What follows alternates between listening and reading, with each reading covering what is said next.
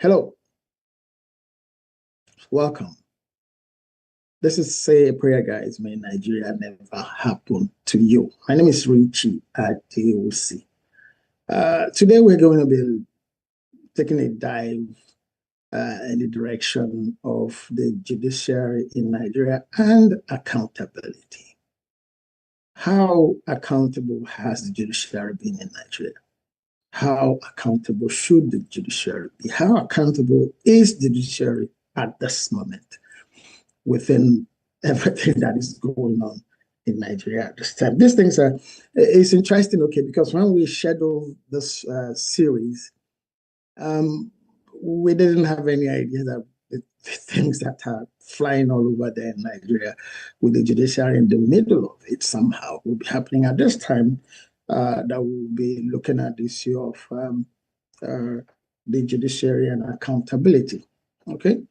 From, if you like, the program profile that you had at the beginning, you saw at the beginning,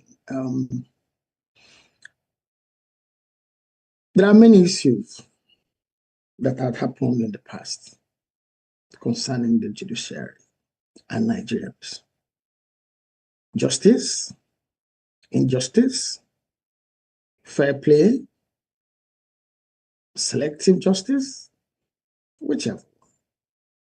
Nigerians have witnessed all of them. And of course, I'm going to tie all of that into, well, an aspect of my Biafra story. Remember, I'm still on the road to get to the end of my Biafra story. As at the last time, finally we had arrived Umoba. You can Google it, you can easily find it. It used to be a very important railway town, rural railway town, a gateway for agricultural produce to the north and to Port Harcourt, the south, and then as far north as Maiduguri and Kaduna and Kano. Okay, in those days.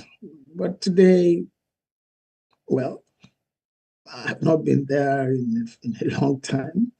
But then, well, when I say a long time, the last time I was there was 2016. Yes, that's 10 years ago. And then immediately after the Civil War, the name was still Umoba, but it was a ghost town, sort of. And we'll get to talk about that at the appropriate time and this live stream. But at this point,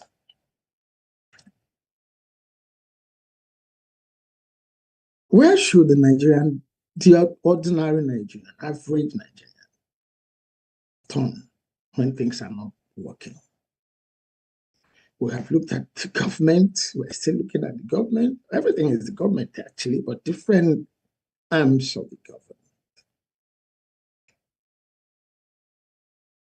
We've looked at the military. Last episode, they say we violated some copyright things. Don't worry. We have the recording.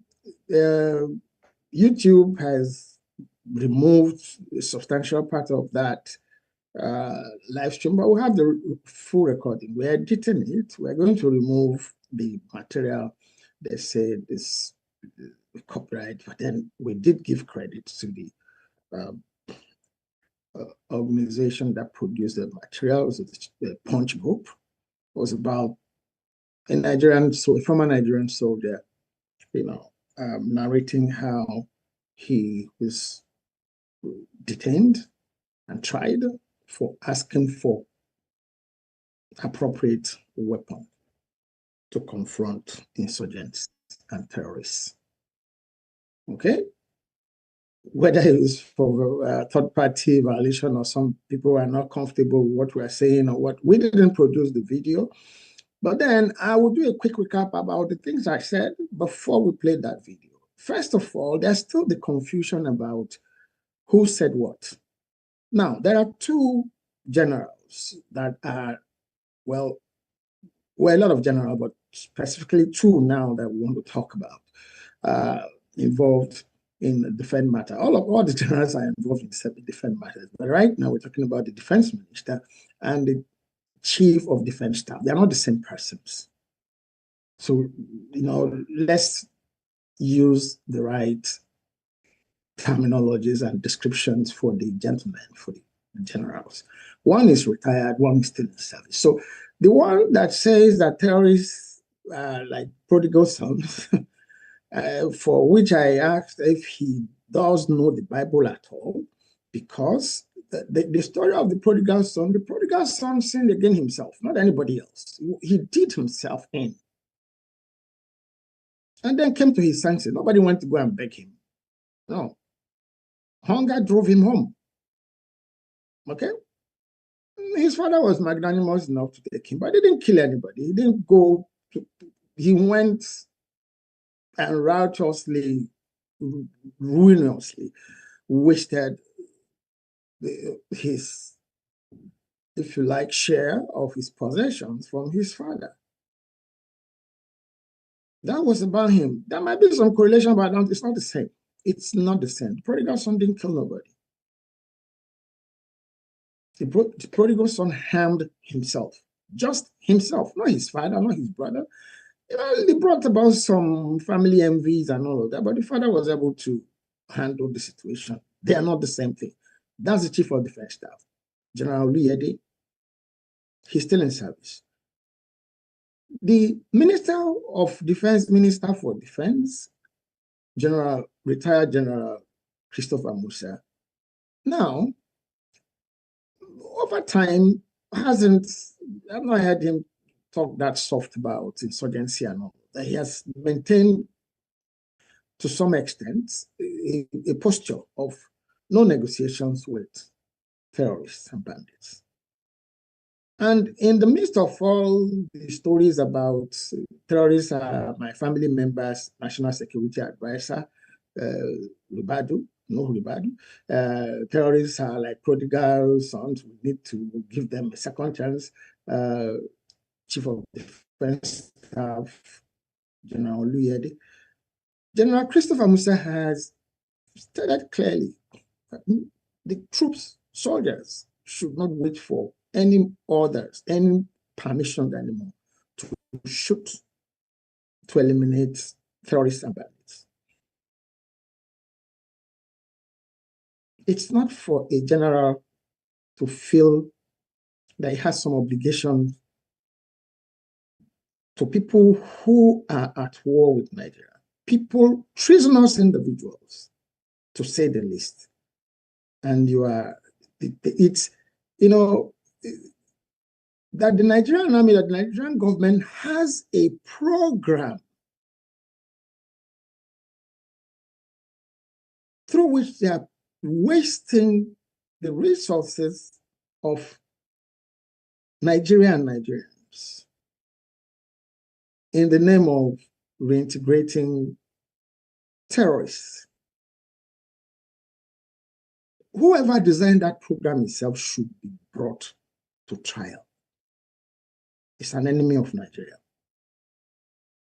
And that program has gone on, and you have, there was a general another one defending it. So why do you have common criminals in prison? Why don't you just release everybody in prison and then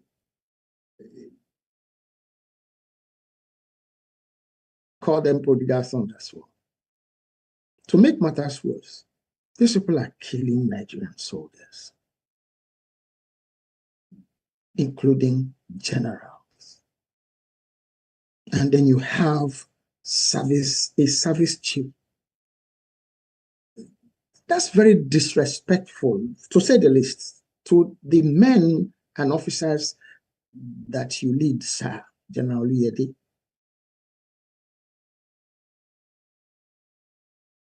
Okay, those were my issues. And in the course of discussing that last week, before we come to the issue of judiciary this week, we also said, like, if we really take a hard look or take hard looks at the different issues, areas of insurgency, terrorism, and all of that, if you pay clear attention, you see that in almost all of those areas, there's one natural resource or the other that non-state actors are stealing, and in the process, killing Nigerians. And then some wise guys came up with the idea of it's religious, it's genocide. Well, one thing has led to several other things. So this other thing, this other issue of religion, of tribe, as far as you should really read and understand that, just cover-ups. There are all sorts of criminalities going on that have now mushroomed into, if you like, blossomed into the state of insecurity that's pervading in Nigeria. It's not one thing. I shared a story told you guys I heard a long time ago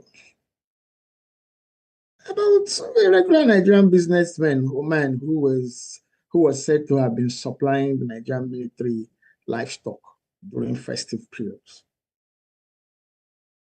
and suddenly became a military contractor supplying weapons, taking generals, serving service chiefs to China.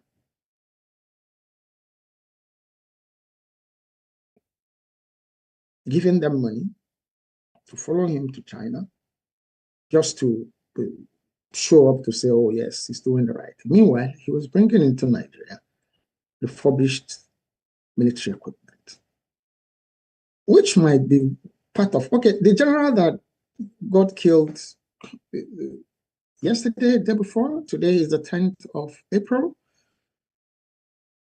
in Northeast, in Borno State. What if that vehicle was sabotaged? What if, because none of these things happen offhandedly. No, no. What's the relationship of the generals, of the high-ranking officers that have been killed in this insurgency and this terrorism issues? What's their relationship with their commanding officers? There are many issues that, are just being overlooked. They just killings. Well, we have an episode, so I don't, go spend too much time. We have an episode on infrastructure, accountability for infrastructure and natural resources. In that episode, we talk a lot more about these issues of illegal mining and their relationship to the terrorism that's going on. It's not now. They're just getting bolder, getting more organized, caring nothing about lives of ordinary Nigerians. These issues are not isolated. They're not random. They're organized, intentional. So the more the rest of Nigerians understand this, the more it becomes a lot more, the more I can, act in some structural ways to demand for accountability from those in government. There's a government in place now. They didn't start all of this, yes, but the thing is that they're the ones in charge now. So they're the ones who have to do something. How he got there, I keep saying, how President Tinubu got there now is no longer the issue. He's been there for how many years? And he's going to finish that term, one way or the other. So he needs to take charge of what's going on now. It's on his table now. Not I don't have more than 10 minutes in just. We'll come to that at the appropriate time. We'll come to that. The lack of empathy, lack of even no human feeling of any. Empathy is a big word. No feeling, no concern. As a father, maybe grandfather, none, not to talk of the president of a nation. still behaving like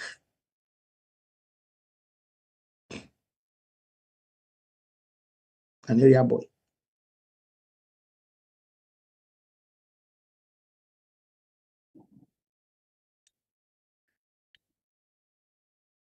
The judiciary.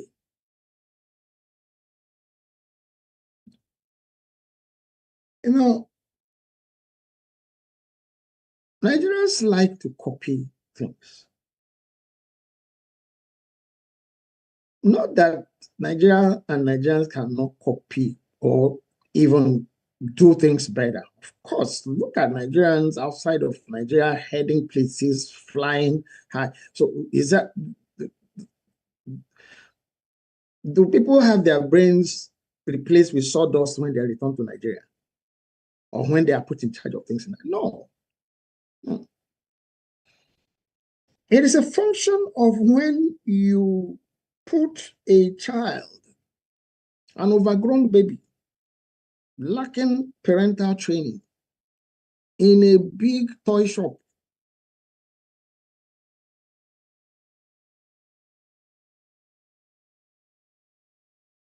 And he doesn't know which one should be, just trying out all the toys at his disposal. That's it. People cannot give what they don't have. It's worse now because you have people who have all through time been gaming the system to keep advancing. And they are not the ones in charge of the systems. So what do you expect?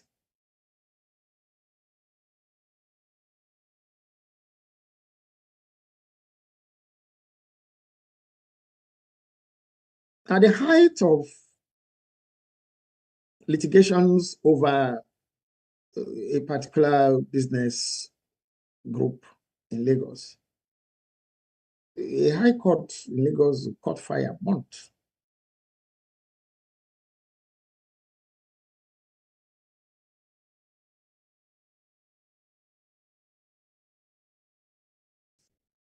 I also shared with you, I think it was last episode, yeah, about a meeting I had with a friend who was a governor in one of the states in Nigeria. I had an appointment, so I went there. I arrived earlier than my appointment. I arrived some minutes earlier, deliberately. So I said, okay, let me spend the time to say hello to some of his aides. And I walked into the office of his chief aide. How, doctor, hello, how are you? Oh, you come to see us today? I came to see His Excellency. I just say, let me say hello to you guys. Oh, please sit down. We're trying to sort some things out here. I'll be with you soon. And they were actually trying to sort some things out. What are they trying to sort out? They're trying to look for a judge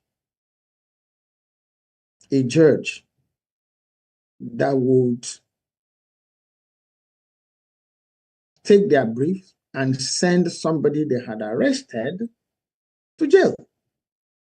Telling the judge what to do, what they want, the outcome they want or wanted. That individual is a senator. He's in the Senate of the Federal Republic of Nigeria right now. And some of the other ones who surrounded him, I think one of them is in the House of Representatives.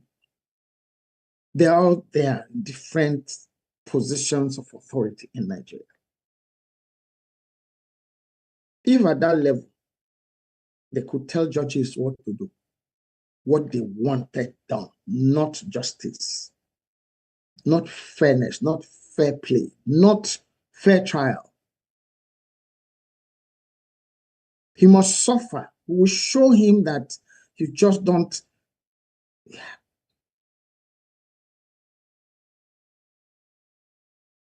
That is usually the route that people who didn't believe they will arrive in certain places would take. He said, but for the rest of us who believe that we're overqualified for things to go in, that's the problem. So guys, you got to go into politics. Somebody chided me a long time over that. So Richie, stay there and be saying you want things to change, one thing to now. The problem is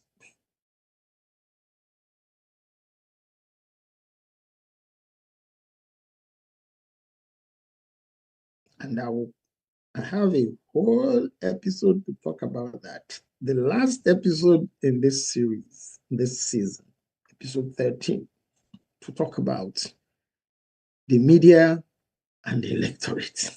Yes. The challenge here is this. You have your big ideas about how things should work. There are people there who are not interested in anything working. They're not. So as far as they are concerned, you're a problem to them. So they look for a solution for you. I have to frame you for something, or some other things happen to you. I know what I'm talking about. I've felt the brunt of their, discomfort about you standing up for what is right, what you know is right. But don't take my word for it. Eh? Don't take my word for it. The Nigerian Judiciary, bar and the bench, that's the judges and the lawyers, one of them has declared that if Nigeria is going to be scattered, it's going to scatter, that it will be judges that will be responsible for that. Before I play you this video, I'm going to play now. And today, YouTube, I hope we won't be talking about third party anything again today. We need to understand that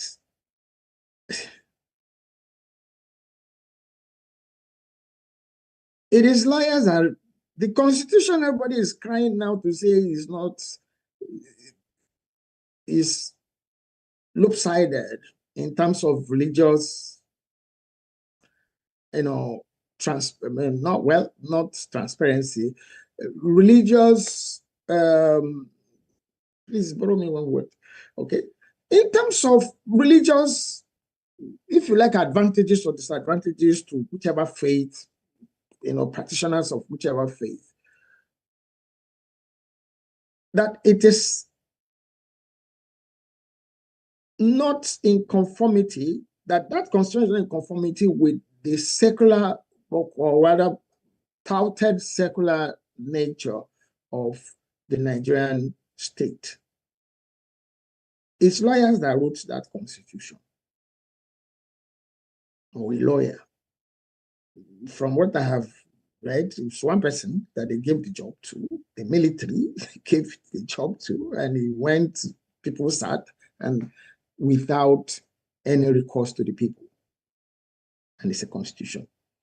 If you go to check those who were also on ground when the Amalgamation Treaty of 1914 was signed, there was a lawyer. Actually, there are two lawyers. Is it two lawyers or three lawyers there in that group?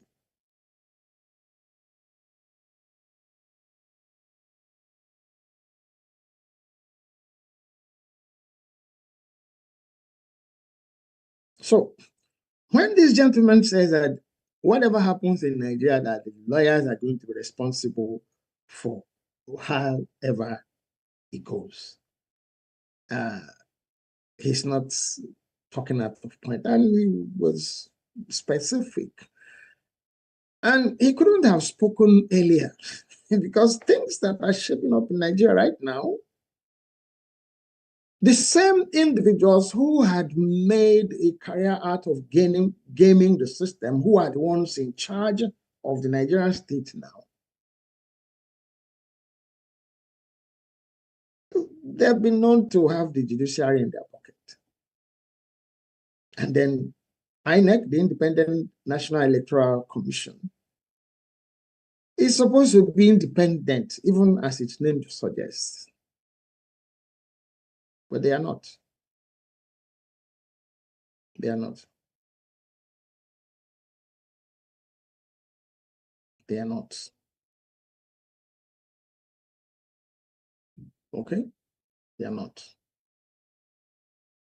So let's listen to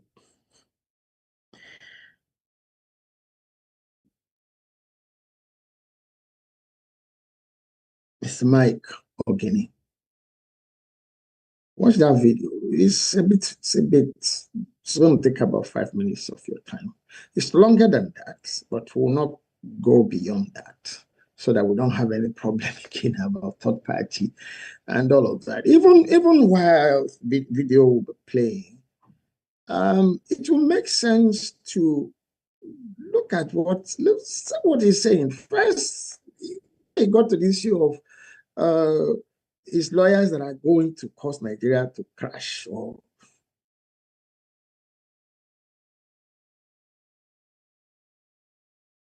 they are doing their job, okay, somebody will say.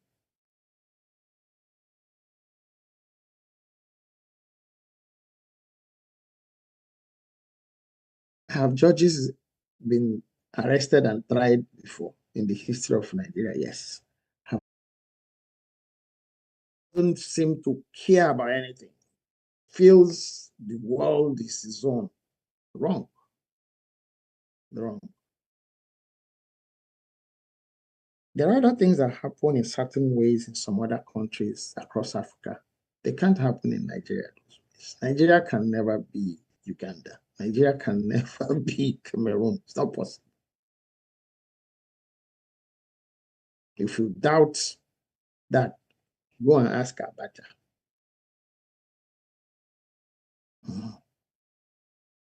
Abacha did not put God into consideration when he felt he had everything in his pocket. Nobody. It's either you agreed with him, or he put you in jail, or you got killed, or you have to run away, run out of the country. But he didn't put God into the equation. So God is still there for Nigeria and Nigerians. He's still there. He's there. But Nigerians don't go to sleep. God is there. He said, watch and pray. So the least you can do is speak out. That INEC chairman must go. He must not conduct that election. If Nigeria ends up having an election in 2027, which is doubtful.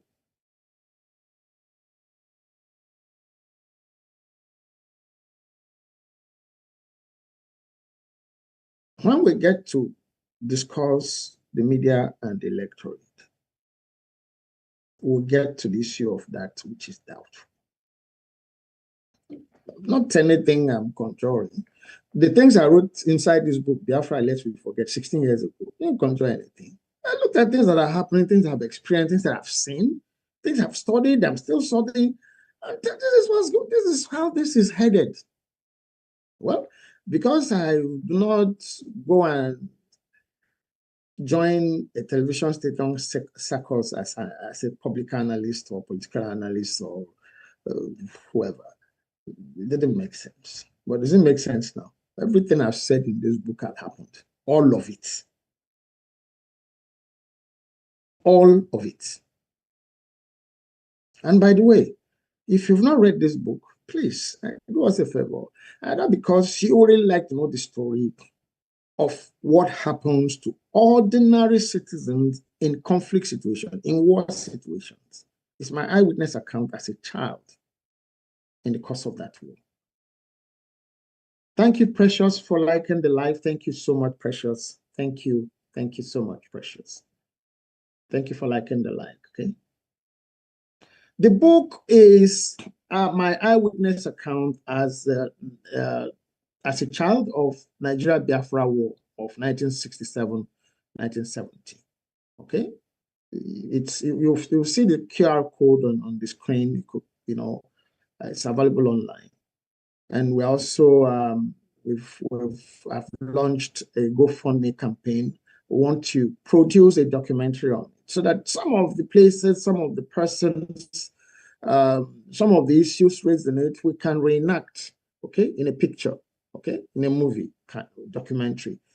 Because a lot of people have challenges with reading books, but you can watch movies. So please, thank you so much, Precious, for asking and liking the like. Please share the like. The QR code for the book and then the GoFundMe campaign is on the screen on the YouTube channel. You might not see it on TikTok, yes, but it's on a YouTube channel. Okay. So, yes, support this project. Yeah. You buy a copy of the book, you're actually also contributing to making it possible for that documentary to be produced. I am committed to producing that documentary. And thank you so much. Thank you so much for checking it out on YouTube. Precious, thank you. We're not going to sell the documentary. We're not going to sell the movie, documentary, whatever it's called. It's going to be there in the public domain for anybody to download. Just that I will be committed.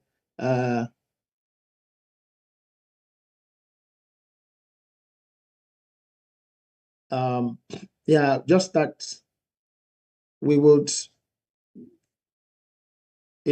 produce it in parts to also make it easy for people to watch. Okay. Thank you. Now we're going to play you the video from Mr. Ogini. Hear him, and then answer for yourselves whether what he's saying or he said in that video stands sure. For me, the answer is yes. So let's listen to Mr. Ogini, and I'll come back. The current amendment to the Electoral Act, where they have now basically dealt with so many provisions, is a tragedy to our country. It's a big tragedy. It's a regression from the structure that we have crossed, and I will point them out here.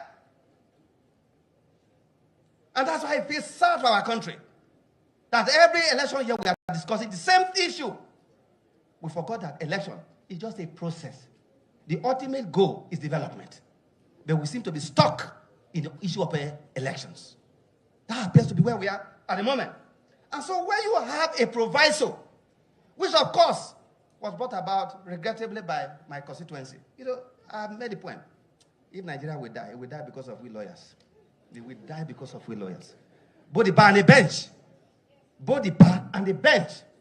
Because Section 160 in 2010 when we came on board subjected INEC to the control of the President of the Federal Republic of Nigeria. We wrote a memo to Mr. President Goodluck Jonathan, whose victory for due process and democracy was very clear. It was Jonathan that, look, we need an unfettered freedom for our democracy to survive. Jonathan initiated the process for the first alteration of Section 160. We stated clearly that of all the executive bodies established under Section 153, with respect to the Independent National Electoral Commission, its powers to make regulation and determine its own procedure shall not be subject to the direction or control of the President of the Federal Republic of Nigeria. That was what Jonathan did and gave us freedom. Secondly, 48 hours to the election, Section 52, subsection 2 of the 2010 Act that expressly prohibited the use of electronic system in our elections. In order to give room for the use of the corridor, President Jonathan assented to it 48 hours before that election. Those were the things that we put in place as safeguards to make our democracy work.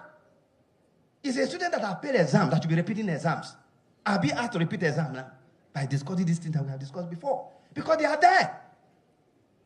Look at what happened to Section 77 of the current Act. You cannot spend precious legislative time in going to an area that will be covered by the Constitution of the Federal Republic of Nigeria where you have zero competence. Who can contest election? Under Section 65 of the Constitution, qualification, Section 131 with respect to the President, Section 177 with respect to the Governor. All the subsections, C, were clear of the Constitution to the effect that you must belong to a political party and be sponsored by that political party. So the amendment to say that you should go to determine the time within which you can be a member is unconstitutional. If people got Section 40, go and look at it, it's very clear. You freedom of association, you can belong to any political party. You cannot regulate the political party in a manner that will regulate them out of existence. After all, look at Democratic Party. We hail America. Democratic Party was formed in 1828. It is today 198 years as a political party.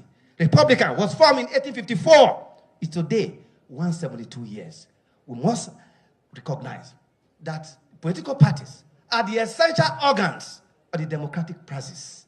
They are indeed, without these parties, in fact, modern representative democracy is inconceivable.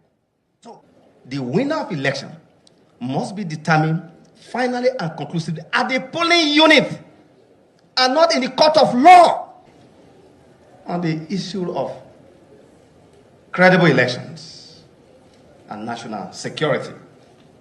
As we are approaching the 2027 elections, when Mike called me for this engagement, I was hesitant because, as I've said elsewhere, I basically have put my television on Chinese station for the past 2 years. I watch the Chinese station. Not because I hear what they say, but because I have been so frustrated that after spending 30 years of my life,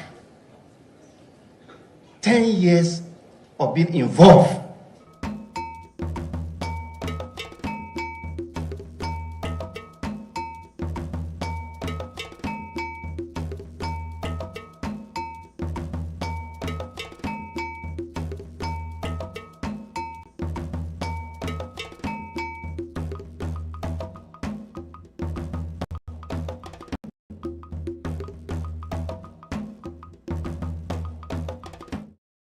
are documented issues that any serious-minded, inquisitive, or fact-finding person can go to check within the Constitution and the relevant sections that he quoted.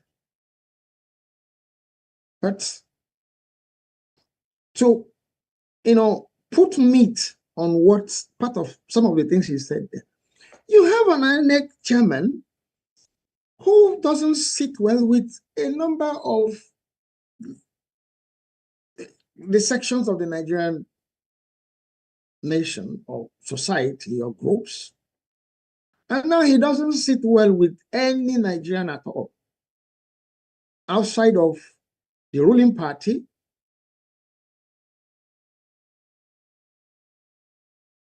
and, well, the executive arm of the government, the judiciary itself, and then even the legislature.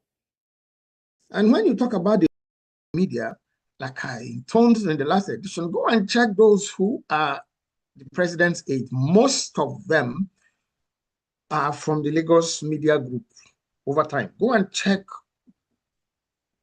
their backgrounds.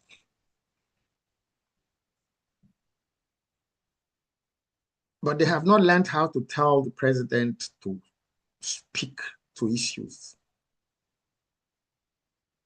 They've not,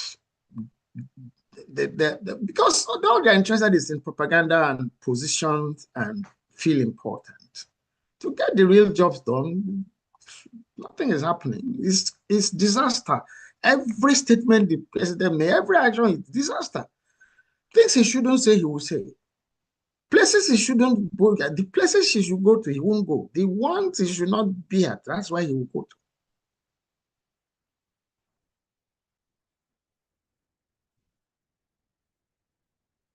And INEC, the head of an electoral body, who is a lawyer, not just a lawyer, was a lecturer, not just a lecturer, he's supposed to be a senior advocate of Nigeria, sat in an interview, was talking about a matter that's already in court that had not been settled. Preempting, so to say, the judgment by telling a party in the matter how they should behave or not behave. So why is the matter in court? Why did they go to court in the first place?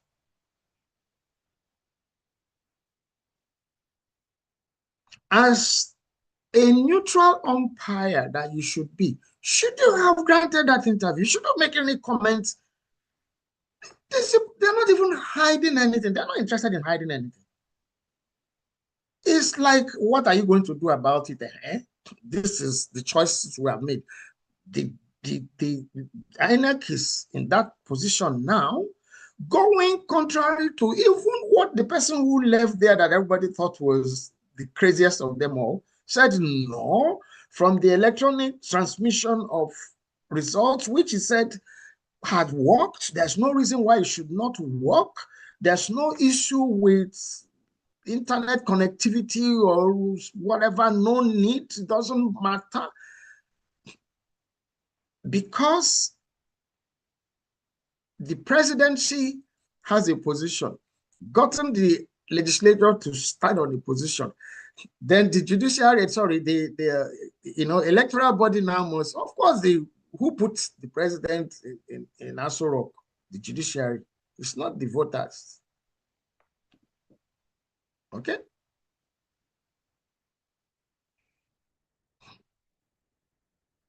Again, don't take my word for it. Let's listen to Professor Josh Amopiton, the INEC chairman. Let's listen to him. You see, the court is very clear that parties, including David Mark himself, should refrain from doing anything that will foist a situation of fait accompli on the court. So if they are going ahead with their Congress, with their convention, it is left for them to look at it, whether it is in contravention of the court of... I think they don't just take a decision. We didn't just wake up one day and took this decision. There was something led to it. There was an order of court. Don't do anything. Don't take any step that will render any proceeding before the court nugatory. And also that will force on the court of appeal on the trial court, a situation of helplessness, of fait accompli. So if already they're asking that don't do any Congress, don't do any convention, it's a relief that is being claimed. And especially they file a motion for that purpose. That motion has not been determined. So if they decide, let me tell you what happened in Zamfara. It happened in the past. We don't want to conduct an election without this early warning. And at the end of the day, after you have won, the court again will come and declare the election invalid. And the implication is that the person with the second highest number of votes will be declared the winner. It happened in Plateau State during the last election, where after the question of primaries was even an issue, and congresses were not held in some states, in some portion of Plateau State. So the court said, go and do those primaries. But unfortunately, they did not obey the court order. So failure to obey the court order has consequences. They are at liberty to do whatever they want to do. But INEC could not want to go into a situation again where there's another, don't do anything, don't take any step. I have the judgment here. I can read it to you. It's very definite. So if I proceed, for instance, to monitor their convention, it means that I'm taking steps that is going to affect the subject matter. That is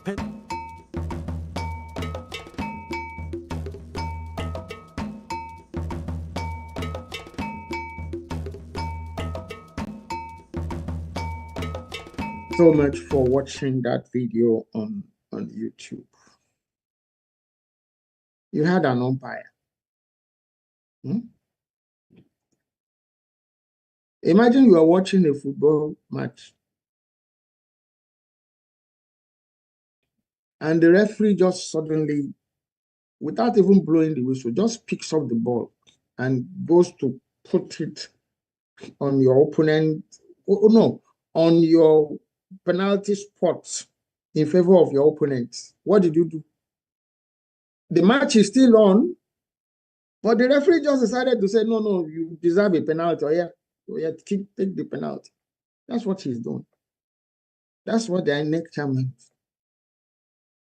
No integrity. So, when you listen to that and then put it side by side with what the former Minister for Youth and Sports, or Minister of Sport in Nigeria, Dalong, Comrade Dalong, I think that's his name, said that while he was a lecturer at the University of Jos, he had no integrity. He passed people who didn't come to class and failed students who are diligent, attending lectures, running their program, but passed. That is the person that's INEC chairman. I didn't say it. It's there available online. It's an interview. It's not hearsay. Should that be somebody that Nigerians should be looking forward to conduct free and fair elections? He can't. It's not possible. So the thing now is he should go. It's not because some religious people want him that he's a Christian or nothing. No. He lacks the competence. He is conflicted already. There's a conflict of interest on that individual. That's as far as elections are concerned. Let's look at the general judiciary, as it were. And this present administration. It's not limited to this administration. It's not this administration that arrested, tried Saro-Wiwa in a kangaroo court and hanged him. It's not. Over what? The same issues of natural resources. But is this administration that arrested Malam Nasir El-Rufai, former governor of Kaduna State? Different departments of government said they say had cases to answer, and suddenly. So if you had no case to answer, why did you waste state resources to arrest him and keep him for how long? And now to declare he's released without going through due process. Unless if you are waited, let them, they could have expedited the trial, and then you say you are granting him a presidential pardon. You will still have at least let the judicial system take its course. What about the people you have in the Senate?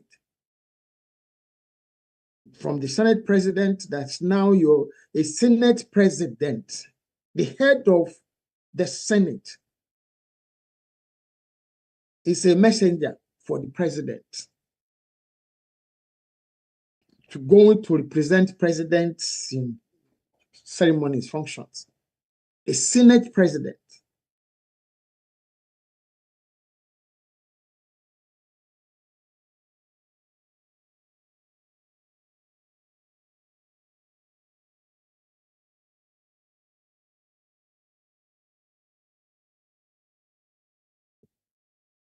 There was Abacha. But where is Abacha today? There was General Buhari. Why is General Buhari today? Of everything that individuals do or are doing or would do, there's a limit to human influence, authority, power, clout.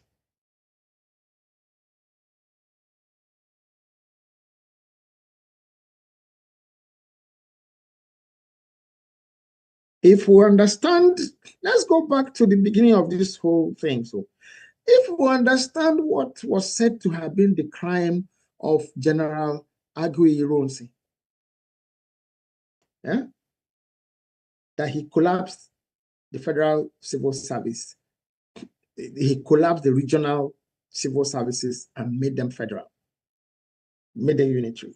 That's part of what they say he turned Nigeria into. But then, listen to me, please. Don't jump. Don't say you know what I'm going to say. You don't. That was a crime. But then he was playing out a script that some people wanted or probably had actually written for him that he was just reading and acting out.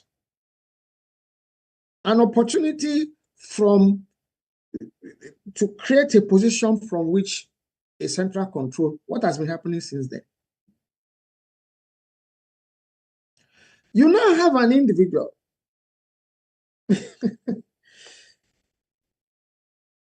who has shown that it is possible to have all the arms of the government inside your pocket. General Basanjo didn't have the arms. If not so, he tried to go for a third term.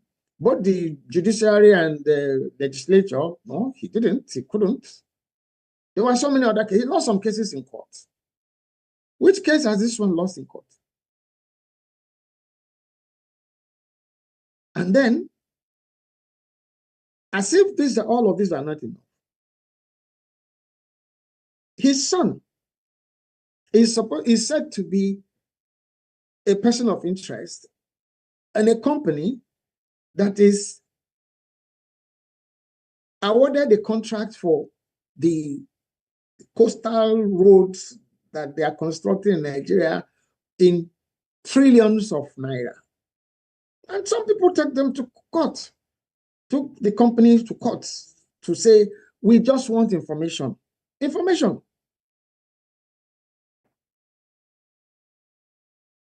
What is the next thing?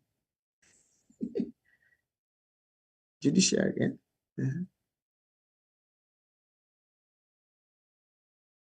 The Attorney General of the Federation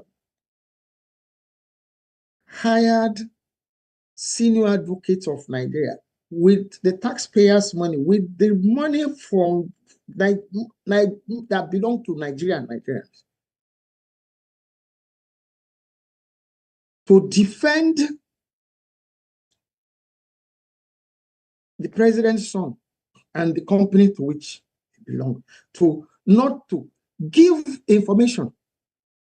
What are the specific issues about this road? Of course, the people who went to court have specific things that are about. So the response is, it's not a third party, it's not somebody from the company. No. It's the Attorney General of the Federation that hired senior advocates of Nigeria to represent a company that the president's son is part of. So you now see where they are getting all the money that they are throwing around with city boys and area boys. You see how it works? All the rice that they are giving you for headache and stomach ache and cough and catarrh and eye problem and mental health, rice. You see where they are getting the money? You say, but Richie, you are saying you are discussing judiciary. Yes, we're discussing judiciary. People went to, what's the issue? Okay, I feel aggrieved. I think I need information. There's a public information bill. I should ask, if I ask what's information. No, they didn't. They went to court. Using who? The chief law officer, chief judicial officer of Nigeria is defending some people that the people of Nigeria have stood to say, you have questions to answer. We want answers.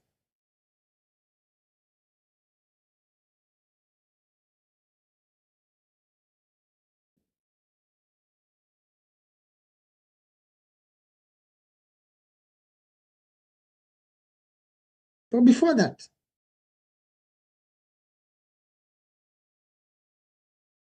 the whole issue of bringing General Adewusi here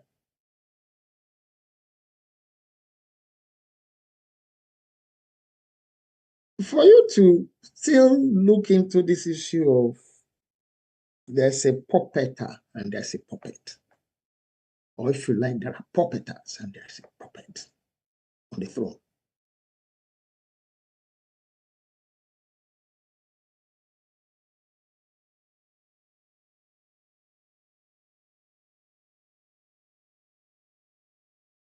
What really is the benefit of turning Nigeria into a one-party state?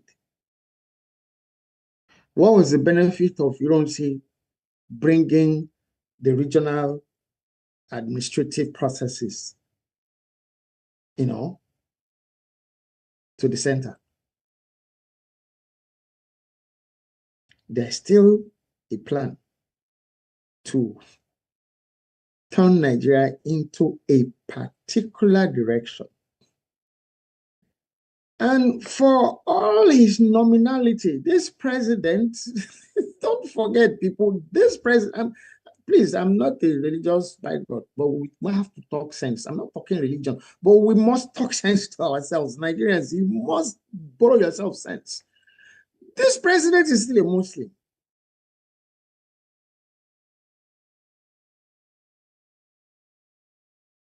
If Nigeria is now made to become one-party state, there's now a central control for everything. Opposition is silenced, and it looks democratic. It looks normal. It looks through the ballots. Where is the ballot? Which ballot? Another party. Not that that party was the best anyway, but then it was an alternative. Oh, come on, we get to the media and the electorate, will discuss that party, depending on what would have happened. We'll still discuss it no matter what would have happened. Then, episode 13.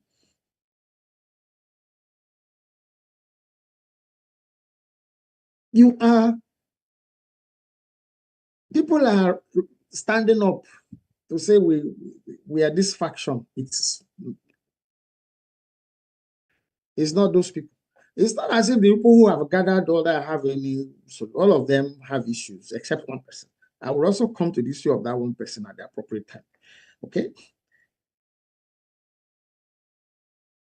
You engineer divisions.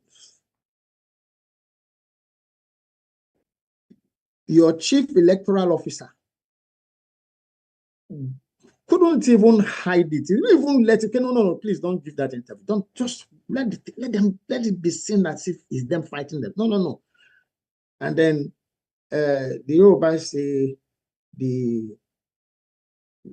bird screamed or crawled, a witch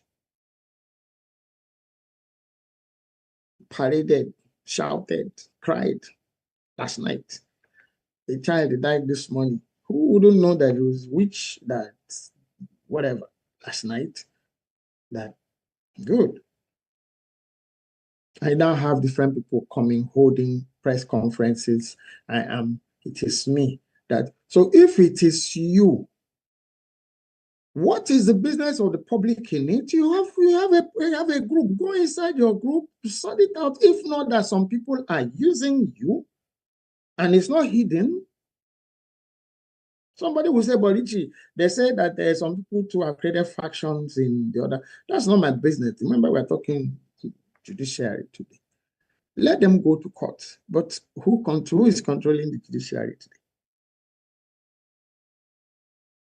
There's an allegation, rumor, online, that a serving minister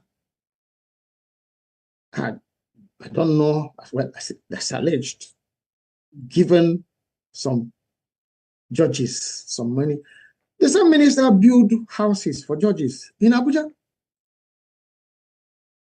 Meanwhile, Professor Tam David West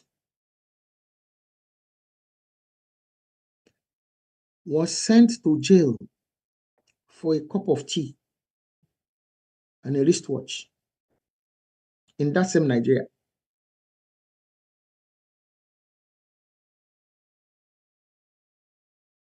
Yet, a serving minister builds houses for judges, and is also said to have given them some. And what kind of fairness are you expecting when any election petition issues come up? None. None.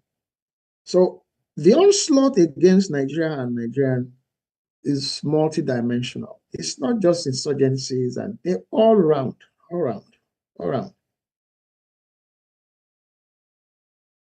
But it is still Nigeria and Nigerians. Nigeria and Nigerians have survived crazier times. You can still survive now. Stand up. All of the people, all of them in positions of authority. Now, most of them protested things, said things that are available, readily available online in past administrations. There's one I'm still pinching myself because it was so disappointing when I watched that video.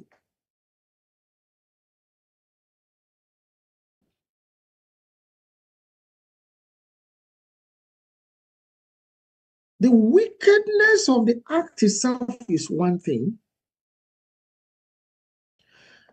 Narrating the story is another thing entirely, but I said, when you narrate a story in remorse, regret, okay, well, this happened, yes, I was part of it, but I will play that, not today. No, my mind is still processing. I can play that video today. Maybe I'll play it in the last episode.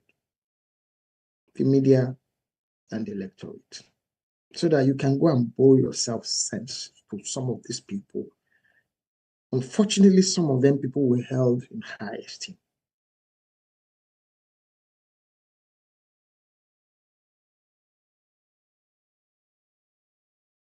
I said, when you report a wrongdoing and it's okay, okay, oh, you did this, but I can see you feel so. No.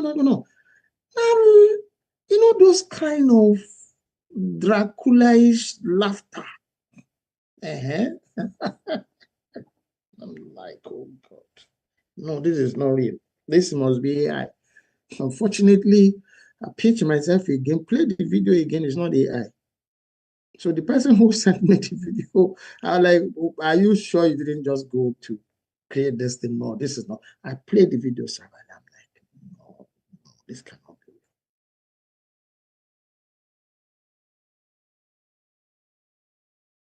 And it's still the same people who want to bring change. What change? So where are the saints going to come from, really? That's the next question you'll probably be asking me now. But before I go to answer that question or talk about that question, I want you to watch our video production for today. When we return, I will tell my version of the Biafra story today, and we'll take your questions, okay? And any other thing that might come up. So don't go away. Thank you, guys. For the families in southeast Nigeria that lived through the Biafra War, the end of fighting was not the end of hardship, but the beginning of different kinds of struggles. Dr. Richie Adewusi was one of those who went through such struggles, and he wrote him down in Biafra, lest we forget.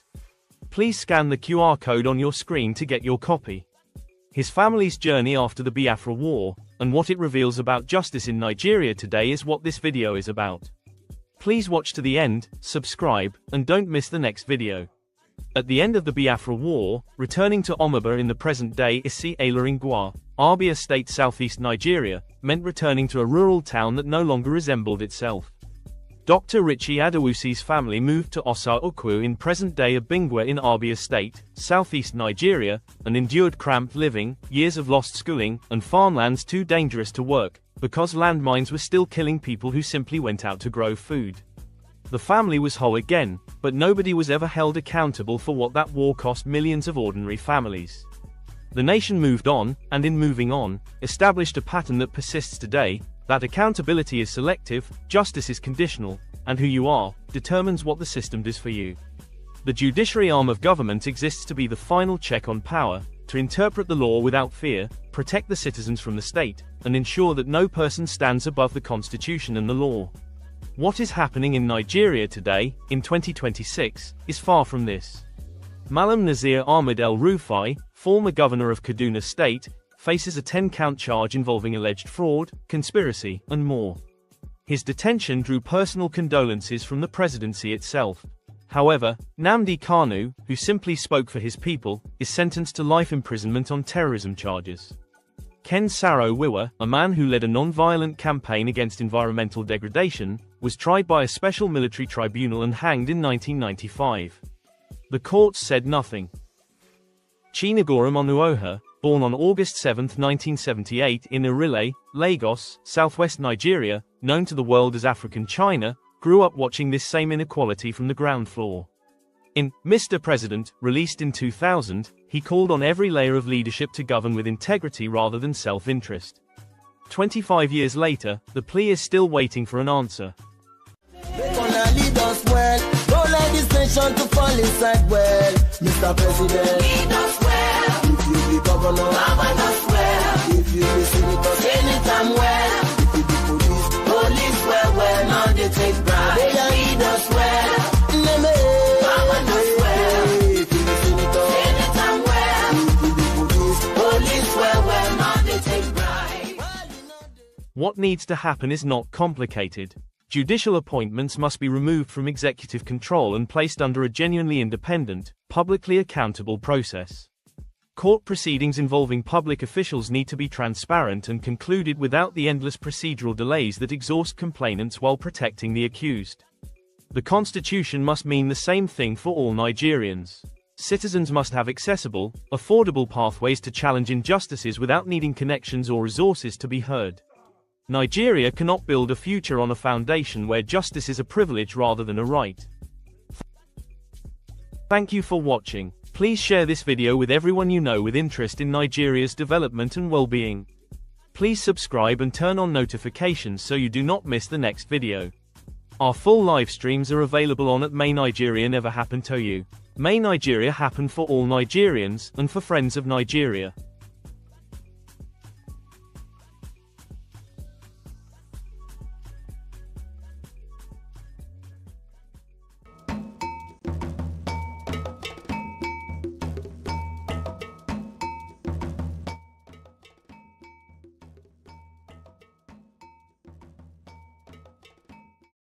Thank you for watching our video for today, produced for this particular episode, and listening to Africa China. Creatives have not been quiet about issues of inequity in Nigeria over time. It's not just Fela, there are many younger ones even today. Okay? All that creative sang, the African China, in that song. Lead us well. Senate them well. Police well. No, they take bribe. 25 years ago. What's the situation in Nigeria now? He talked nonsense then. The nonsense is still reverberating now. It's worsened.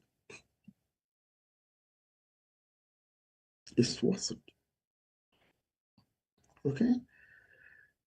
You can watch that video any number of times you prefer. You can go download it from my YouTube channel. This same YouTube channel is there. You can download it, share it, to your friends and colleagues.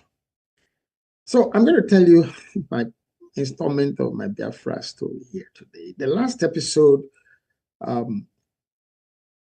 the way, the stories are in this book. You will see the QR code on your screen on YouTube for you to pick up a copy of the book to support us. So also can pick up and give to somebody as a gift. Somebody didn't know anything about the Biafra war, the Biafra story, because everything is, they are reinventing everything. I said they will reinvent, and they have reinvented more than that.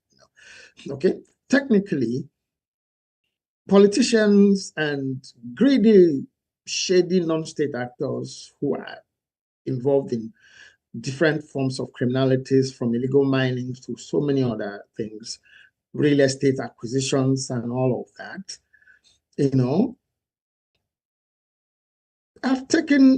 have brought Nigeria to the present situation that it is in now.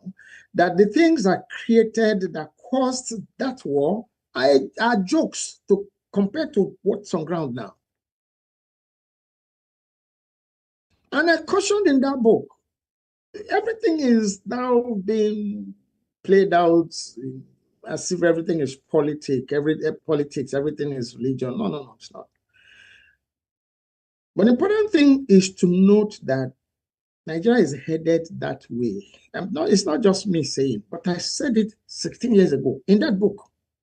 So pick up a copy, somebody who wants to know some stuff about Nigeria and the Nigeria Civil War, you get to read the experiences of ordinary people, not the soldiers. Most of the books that have been written about that war are books that are written by soldiers. I wrote that book 16 years ago. 16 years ago, I was just 50 years old. I was still even old then.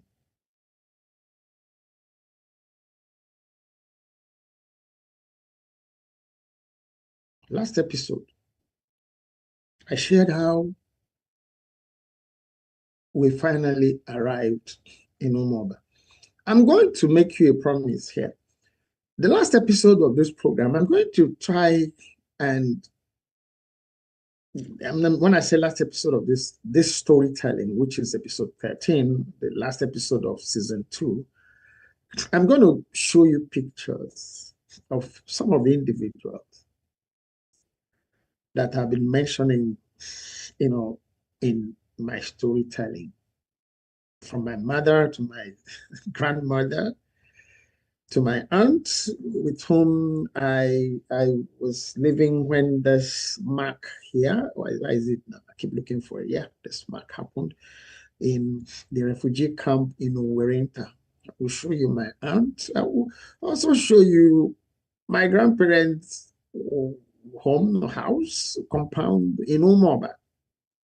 And by extension, behind that house, when I get to show you, is the house compound of Nine John, where we live. We didn't live with my grandparents. My mom rented Nine John's house behind in Umuri Road, Umuire Road. My grandparents' home was in Umuke Road. And when we returned, of course, we returned to our home, and my mother screaming out of joy, out of excitement, and all of that brought my grandparents running across they were just separated by my grandparents' backyard farm, could walk across and go to the other house through farms, through fences, not brick fences, just they used plants to demarcate their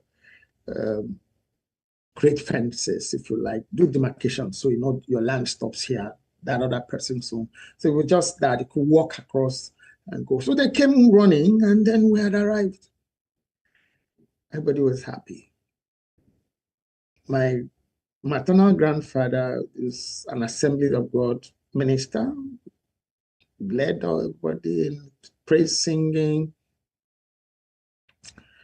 and prayers. And before he could say amen,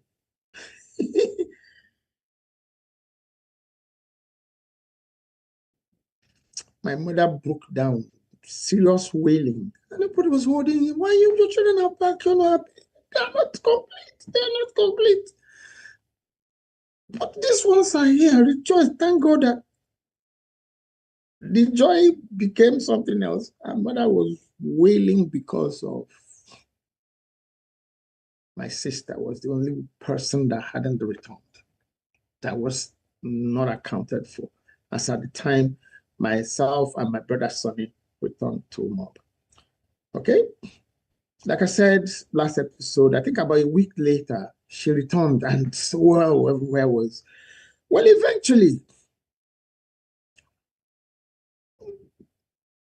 people started to settle down, going back into, like I said, Umoba was a very important rural town, commercial rural town, very vibrant rural market. So Ogumabiri, I narrated how a huge bomb, or some bombs were dropped.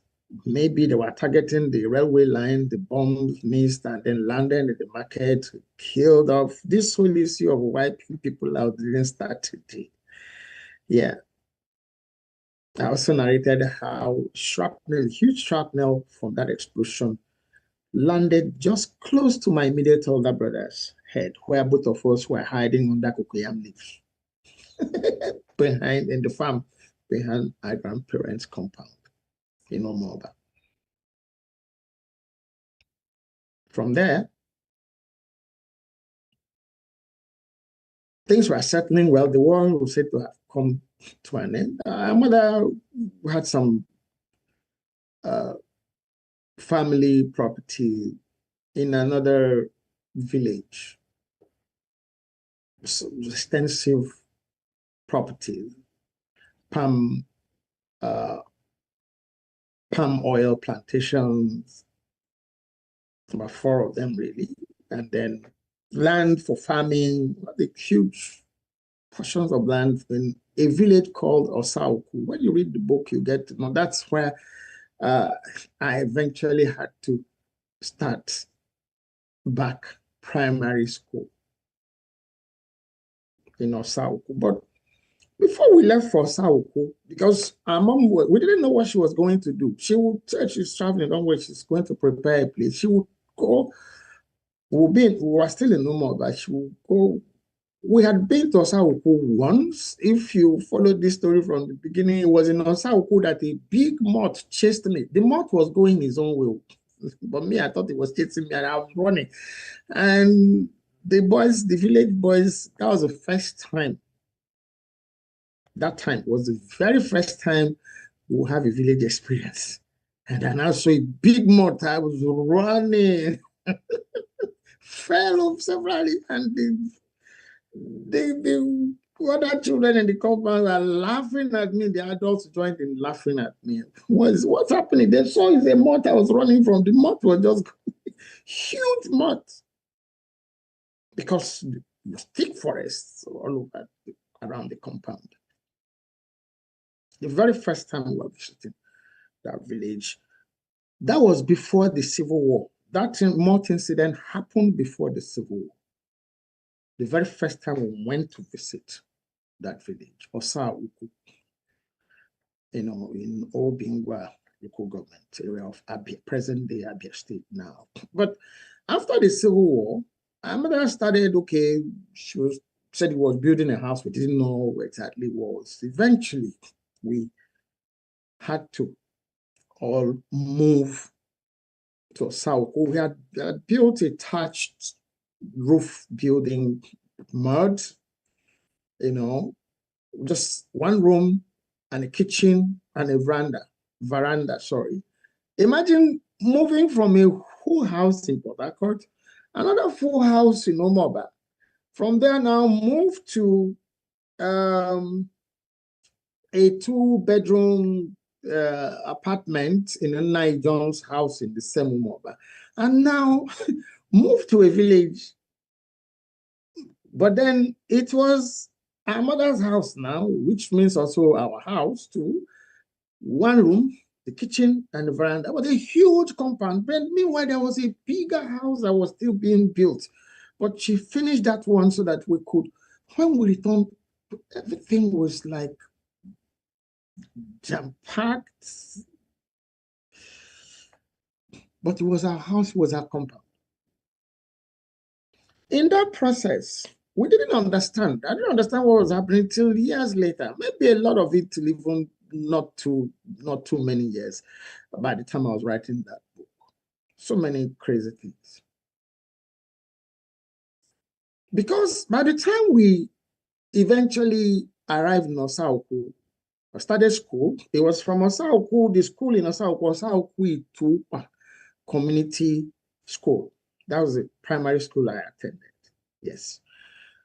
It was, there that in the fireplace inside that one room house and a kitchen, the veranda house, the fireplace, nobody from the eastern part of Nigeria will understand. There's a fireplace they will build kind of a shelf over the fireplace. It's over that shelf that they dry things, vegetables that they need to dry, meat, whatever that needed to be dried.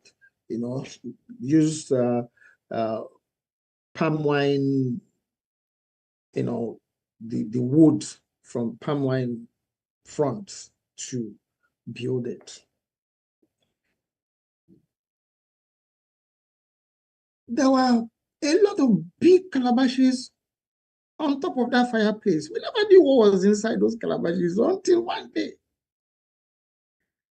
You know, to dry things, when things have been dried, especially maybe some maize, especially the ones they are going to planting season, some of them are usually put in those kind of calabashes, and sometimes dried edible stuff like meat, fish, to put there. So mischievously one day, we were just looking at what is it even in all of these big calabashes on the fireplace. And there were many. And to my surprise, it was money. Biafran money. What happened? Why do I have some? Check this one, is the same thing. Check that one, is the same.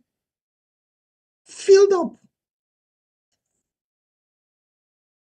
That was the first time I had, so let them be there. Her mother refused to go to exchange those monies for the 20 pounds that people were being, no matter how much you came with. 20 pounds. 20 pounds. My mother refused to hid her money there.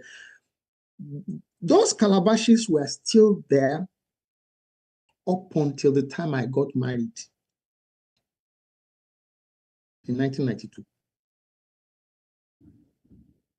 The money was still there up to that time. I don't know what has happened with them now. Well, I also made an error. I should have taken some for sample to say, okay, this is what the Biafra money looked like. I didn't, just because, well, it's not legal tender and all of that. That was the first thing. In terms of settling down, there was no help. No help of any type. Remember, we left Port Harcourt, the issue of abandoned properties and the judicial system and all of that we're talking about today. You left your home. Everything my mom owned moved, except immovable property from Port Harcourt. The same for my sister. But incidentally, after the war, my sister returned to Port Harcourt. She's no longer with us now, in terms of, she passed about 3 years ago. But my sister built new houses in Port Harcourt. Now, eventually, from scratch. Not anyone that abandoned property, no, lost everything. And there was no help. But I'm going to share a particular kind of help. You know, when people keep on hating the Igbos, in spite of all of this, nobody, there's been no concerted effort to say, okay, reconstruction, support. But today somebody is saying Almajiris should be paid by the government. Terrorists should be paid by the government. Niger Delta military. We'll come to all of that when we come to discuss infrastructure and natural resources. The villagers, they took charge of their lives in terms of their security. I have described what was happening with the issue of the headhunters. And the youths organized themselves into vigilante. It's not something that youths are incapable of doing in those eastern states now. But what is happening? Terrorists and bandits are having field days in the northeast, north central, northwest. Nigerian army is the one harassing youths in the southeast of Nigeria. The federal government of Nigeria is the one paying contractors like Asari Dokubo to kill. He said it himself. I'll play one of his videos, the last episode. It's same episode 13.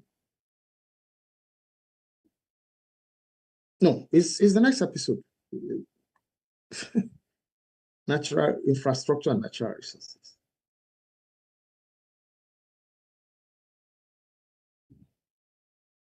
In spite of all of those, after the war, the children had to go to school, go to universities, nobody was helping. There was no scholarship, nothing, nobody. I witnessed something that happened in that community, and it was the same for other communities, other villages.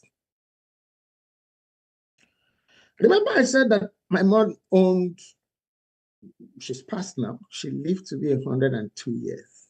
I will show you her pictures. I will. In the last episode of this series.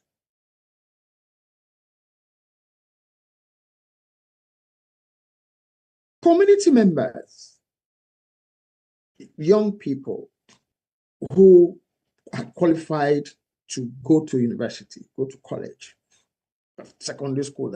A lot of them had done, but went into the war.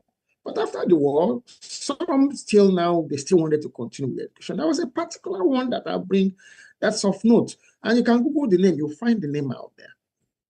Dr. Simeon Ihemadu. Dr. Simeon Ihemadu.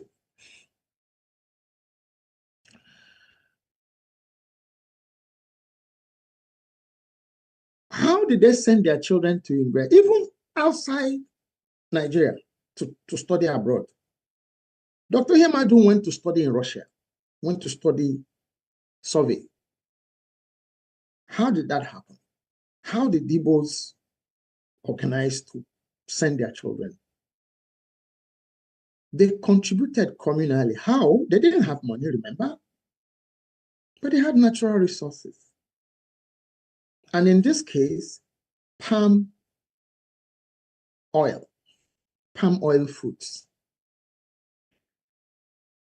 So what they did, what they agreed on, the community, when there's such an individual, a son or a daughter of the community who is going to go to the university, especially those who are to travel outside of the country for their studies, they all agreed that nobody would harvest their palm oil foods individually. Both public palm trees and private plantations.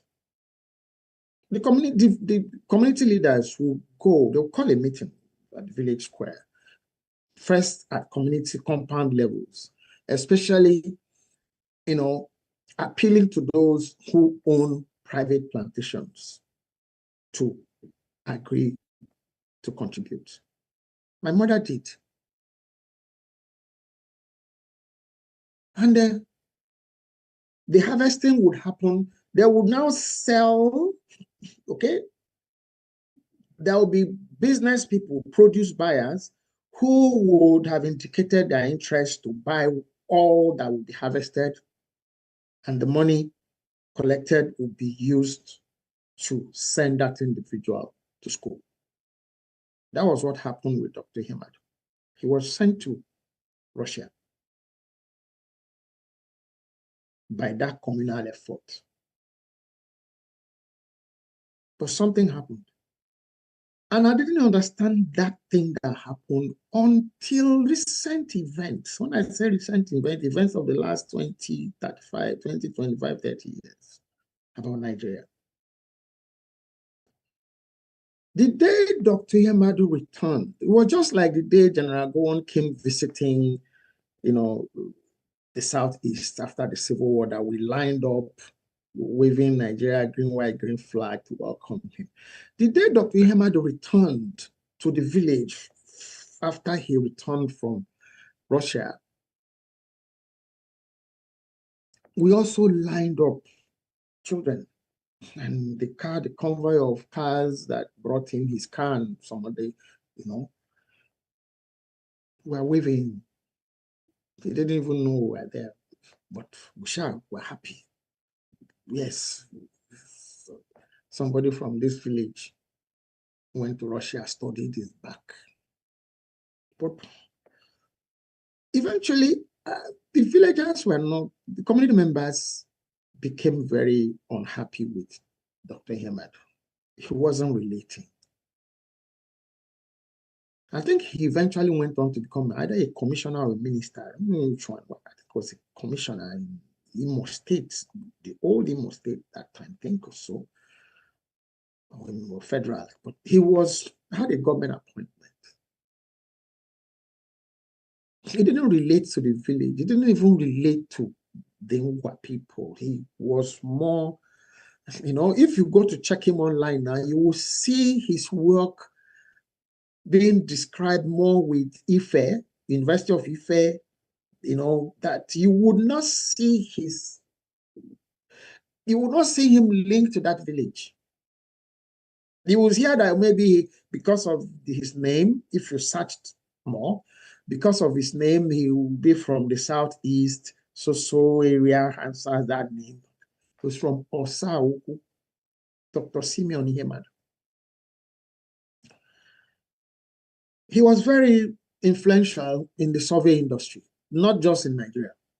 He belonged to a lot of global associations and groups. But even in his compound, even his blood relations. Okay. So he had learned that to go anywhere in Nigeria, you needed to deny your people and associate with some other people so that you can be accepted. That's what I read. When I say read, that's my reading, my conclusion. At the end of the day, when I sat down, it's okay. If you go to that village today and mention the name, he might say, please. But this was somebody of influence internationally. So are you now still surprised about any Cubana or any chief priest or high priest or low priest? Are you still surprised about Ojuzokan? Are you still surprised about Roger Sukrot? That even the current vice president will say it's not only one person that can be president from the Southeast. After all, they have Roger Sukrot, they have some other people they have in their pockets. They have their numbers. They can manipulate.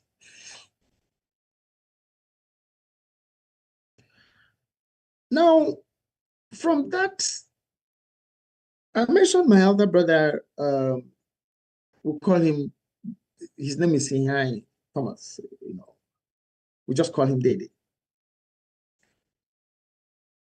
I mentioned he was shot.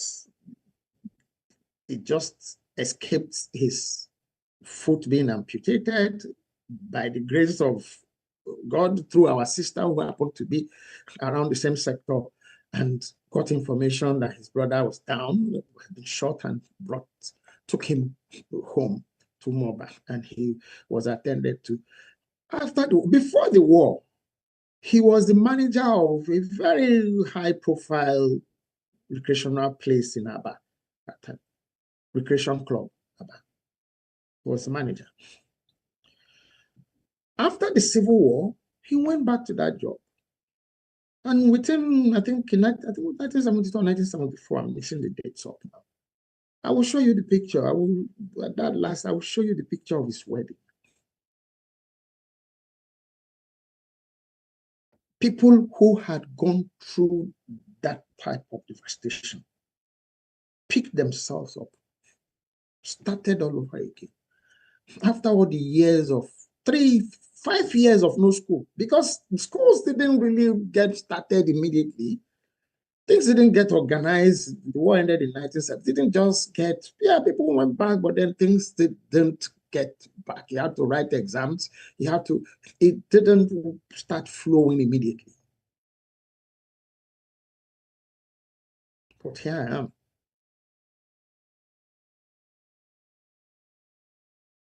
Here I am. Somebody is advocating that some children that some irresponsible human beings had brought to the world should now be entitled to being spoon-fed, which has been happening to the northern elites for decades. Entitlement, which they are now making a national culture. The entitlement has gotten to the Niger Delta, has gotten to the east. The entitlement had brought terrorists, had brought bandits. Entitlement. What was I entitled to? What am I entitled to?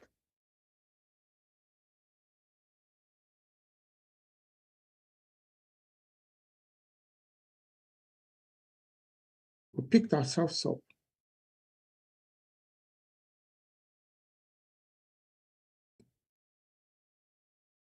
I wrote my school certificates, West African school cert, WAEC, that's what they call it in Nigeria, in 1980.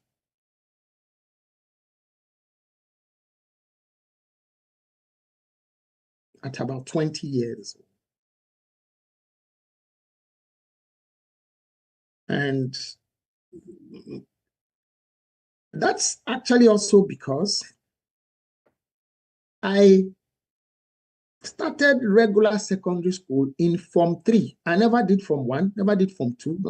And what was the reason? The school that, I could attend, well, by some influences, as it were, I would say things as they happened. The principal of the school was my father's friend. His son is the current minister for, I think, mines or natural resources or whatever. Dele Alake, his father was Mr. Emu Alake. I've mentioned him on this program. Was my father's friend. Lagos Baptist Secondary School, Orile Agege. And my father sent me a note. First, I was supposed to start school in his own private school. Benevolent College. It was somewhere in Yaba area of Lagos then. I had been admitted. But then 1979 happened.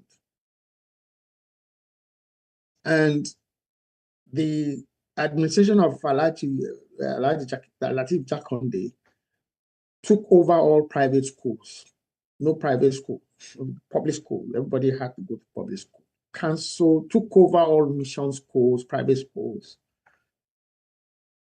So I had no school to go to. And the only place, and then I made him principal of Lagos Baptist Secondary School. So I went, my father sent me there. And he said, there's only space in Form 3. I hadn't done Form 1. I hadn't done Form 2. And the Form 3, they were in the 3rd term. So I hadn't done anything science at all. I attended 1 year of commercial school in Umoba, West African Commercial Institute. I learned typing. I've said it on this program, shorthand, English, literature, yeah, but I hadn't done anything sciences. Because of that war. I'm not poor. It was a war. But my mom knew I was determined to go to school. My dad knew I was determined to go to school. Yeah. So the principal sent a note back to my father. Well, there's space in, if he will be in class, he will be here, but if he passes the promotion exam from 3 to Form 4, he will be a student. I got home, I told my dad. And he said, well, what do we do? But this is, the rest they say is history. I resumed school, attended classes. Our home was in Saro-Wiwa. Because Saro-Wiwa and Lagos. The school was in Orile Agege. That was a journey.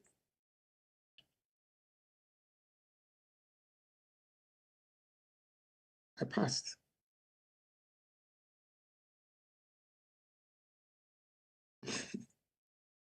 I passed and started regular secondary school in Form 4.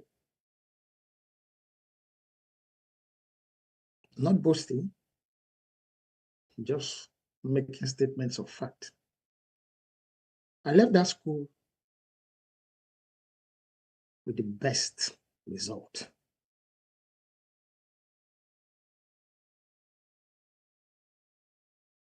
That had never been made in that school.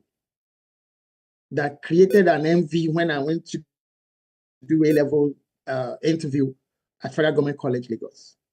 Where is this school? How can you make this kind of a result from this kind of school? It's from then that I've learned to stand up for myself. Be yourself. Don't let anybody intimidate you. You are who you are. The best is inside of you. Don't let anybody push it down over nothing. I started regular secondary school in Form 4, technically, because Form 3 were just a few weeks to promotion exams, not a month or so to promotion exam. Of course, Mr. Lake had thought maybe I won't pass, so it won't be, he would say, well, he tried to my father. I passed. My father was so happy. Oh, I was happier. I had 5 A's, including in biology,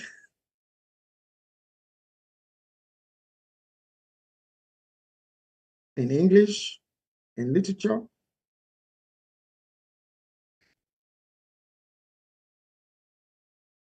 The only reason I dropped physics was because we were not allowed to do 10 subjects. So my subject combinations were both arts, business, business course, subject, and science subjects, all three.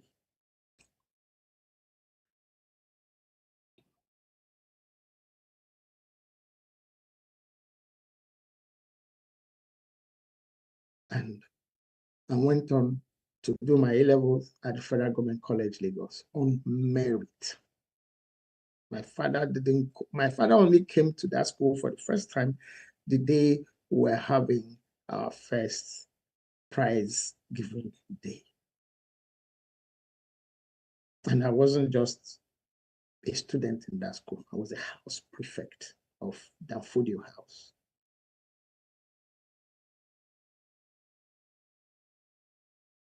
So don't sit and tell me that it's because your parents were poor. That's why you are an armed robber. That is why you couldn't get anything done. That is why, don't insult the rest of us, please. Don't get into public offices because you felt you are not given certain things for free and you now say you showed the rest of you. The rest of who? The joke is on you, lawyer. The joke is on you, judge. The people who did those things yesterday, where are they today? You know, the question I keep asking myself, do these people have children? Well, you have seen the children of the child of one of them, at least, the child of the president is all over the place. He's not elected into any office, but he's spending Nigeria's money.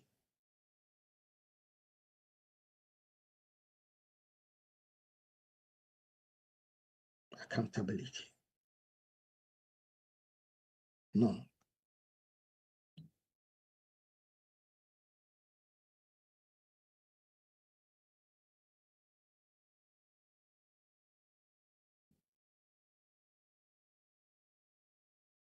There's enough that had happened to make you give up. Say, no, this I can't. No, but you can't give up. You must not.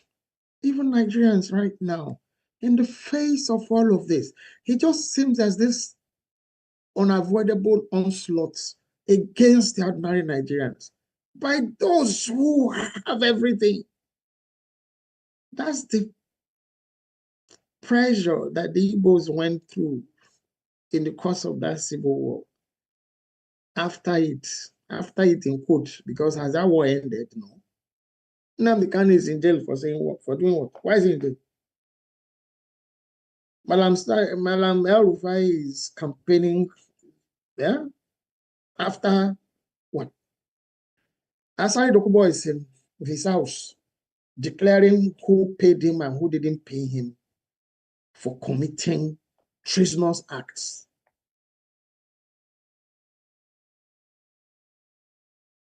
Not to talk of all the armed bandits that have named those who armed them.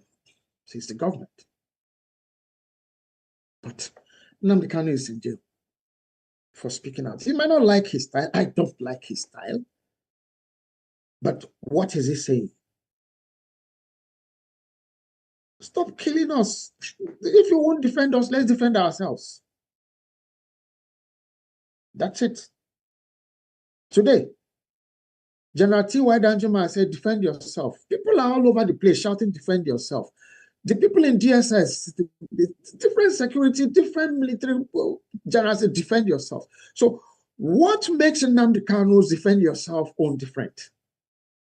What makes it since you don't kill us, if you won't defend us, then let us be able to organize us. What makes it different? I will play you a last video before.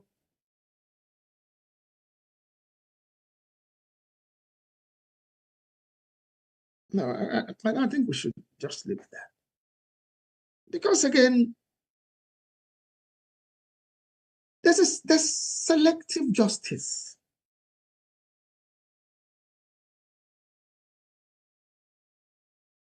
People are all over the place shouting, divide. We don't want to be this republic, that republic. Why Nnamdi Kanu's own case is because he's from the southeast of Nigeria, isn't it? And you have supposedly a fair judicial system in Nigeria. It's not fair. It is not. It is not. And something needs to give about it. Oh, the change has to happen somehow. I don't know. It has to happen. I'm going to take a few questions here now, so we can just close. Okay, how can any judiciary built on a constitution drafted largely by the military before handing over to civilians claim genuine independence from the executive that inherited? I don't even know how to answer that question because it's more of a statement. How can? It's not possible. And that's what you've been struggling with. The military had a particular position in terms of rights and privileges. Recently, the Sultan of Sokoto said, it's reported, it's alleged report, that anybody who wants to secede from Nigeria can secede if the Constitution of Nigeria permits that, because he knows what they have put in the Constitution. It's not the will of the people. So the Constitution of Nigeria 1999 is anti-people. And people are exploiting it to disenfranchise Nigerians. But again, I still believe that in spite of all the wrong, this administration is in a position to right those wrongs. Two things, just two things, two major things. Use all of these structures of governance that you have in your pocket to take Nigeria back to region. It will stop all of these things. Two, in doing that, return control of natural resources to the regions. Let the regions pay tax to the center for the purposes of maybe military things that are agreed that should be controlled by the federal government. Let Nigeria return to a true federation. That's the only way this whole thing can be solved. It is because you control everything from the center that somebody is saying pay terrorists salary, pay children from reckless parenting, okay? Entitlements. When you return Nigeria to regions, and if the northern region wants to pay people for having children, that they didn't even bother with. President Goodluck Jonathan set up nomadic schools. The people in the north didn't let it, they didn't take it serious after spending billions of naira, if not trillions. Are there nomadic children anywhere in the south? I'm not talking region. I'm not being bigoted or no. We're talking reality. Why didn't the nomadic education program work?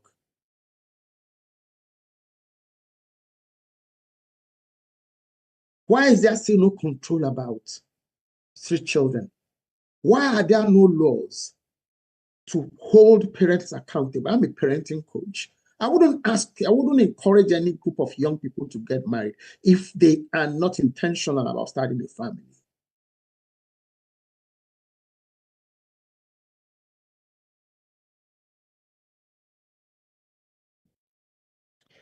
It is sad that nothing has changed in the way Nigerian courts treat citizens who challenge power since Ken Saro-Wiwa was hanged. Well, Nnamdi Kanu's case is one there. Then Malam Nasir El-Rufai's case is another one there. Sunday Igboho's case is another one there. So there's selective justice, if you like. But it shouldn't be. It shouldn't be. The law should be the last recourse for anybody, everybody. But it's not right now. Is there a legal or moral argument for why Nigeria has never pursued any form of transitional justice for a war that killed over 1 million civilians? It's still the same. The Oputa panel was supposed to, be close to that, but it turned out to be a charade, drama. Some people say they are how do you say, not abandoned. They didn't attend, they didn't participate, they're not going to. But then they had lawyers arguing against whatever anybody is saying, but no presentation. So when you have things that should work by everybody being open, being sincere, why is Hajia Mariam Aliyu continue to be on my screen every episode of this program? She's a victim of that war, of the injustices of Nigeria. But she also got saved, kept alive by the same people that are supposed to be haters of the North, haters of... It's an Igbo man that saved her and her infant child, 3-month-old child, at the risk of his own life. Go to search Oputa panel, search Hajia Mariam Aliyu's story. You will hear it. You will shed tears. That's why she's here. You see her here that's why for me, whenever I'm online, on live stream of this program, I see her behind me. I feel I have company. I could feel her pain. Nobody from my immediate family was lost in that war, but we had friends, family. We had a family friend that got... We have a family friend that got killed and devoured, cannibalized.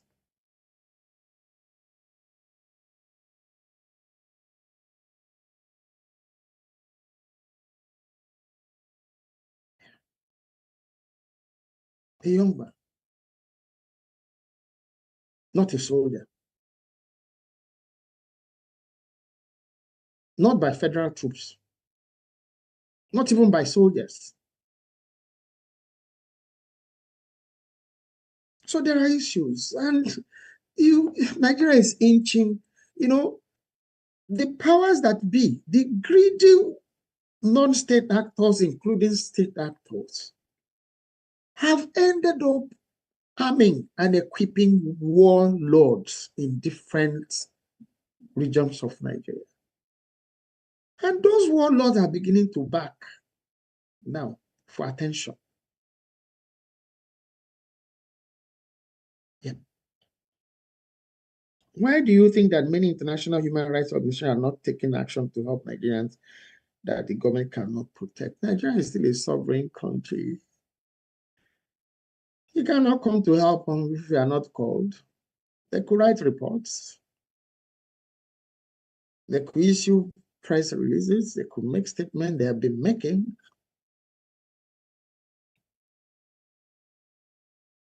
But Nigeria is not at war. Technically, say Nigeria, but Nigeria is at war. Nigeria is at war with itself.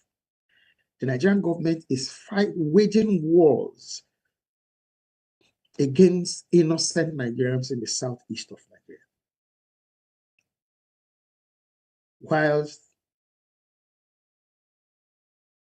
indulging terrorists, bandits, and killers across Nigeria.